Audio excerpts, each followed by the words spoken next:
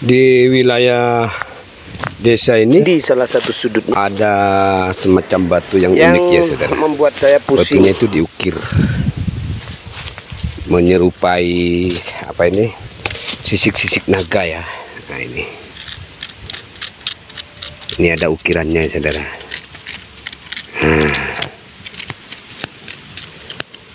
Ukir menyerupai sisik naga.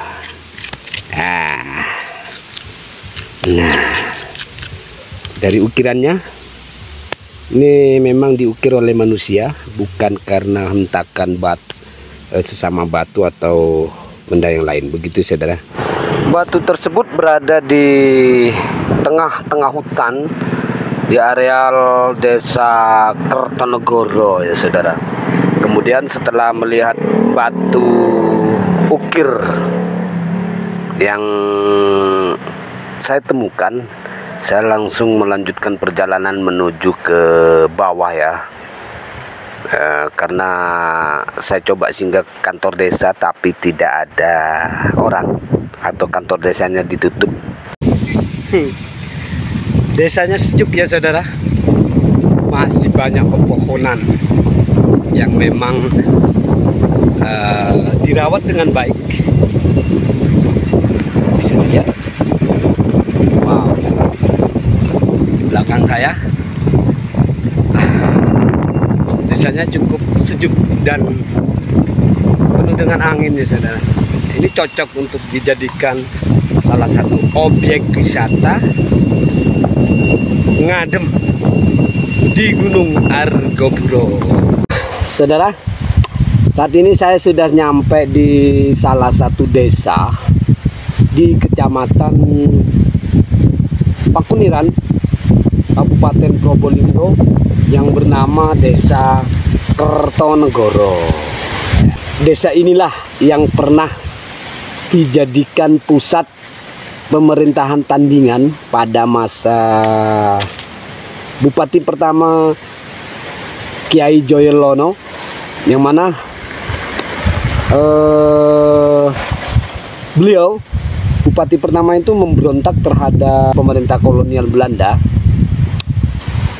karena sudah tidak suka atau tidak senang terhadap sistem pemerintahan Belanda pada waktu itu.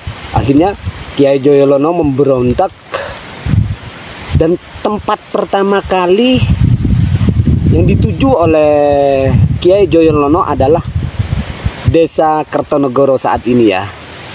Jadi beliau mendirikan pemerintahan Tandingan, pemerintahan Kadipaten Tandingan, untuk menandingi kekuasaan Belanda di Probolinggo pada waktu itu, atau di Kadipaten Banger pada waktu itu. Beliau membuat pemerintahan Tandingan untuk menandingi pemerintahan Belanda pada waktu itu, sehingga masyarakat banyak yang condong dan berpihak kepada Kiai Joyolono pada waktu itu untuk melaksanakan pemerintahan sendiri atau memisahkan diri dari pemerintah kolonial Belanda.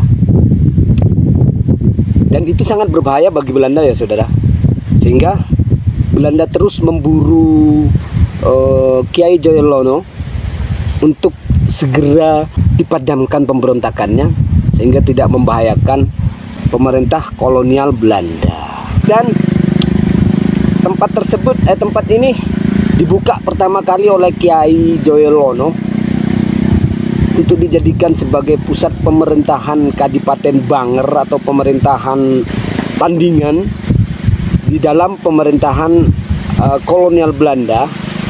Itu antara tahun 1749 sebelum beliau wafat, yang berakhir atau dibunuh oleh Bupati kedua Kadipaten Banger, yang akhirnya merubah nama Kadipaten Probolinggo ya saudara. Pada waktu itu tentunya Probolinggo belum ada yang namanya kota, namun yang ada bernama Kadipaten Banger, yang kemudian dirubah namanya menjadi Kadipaten Probolinggo pada tahun 1770. Oke, pada waktu itu tentunya Probolinggo belum ada yang namanya kota, namun yang ada bernama Kadipaten Banger.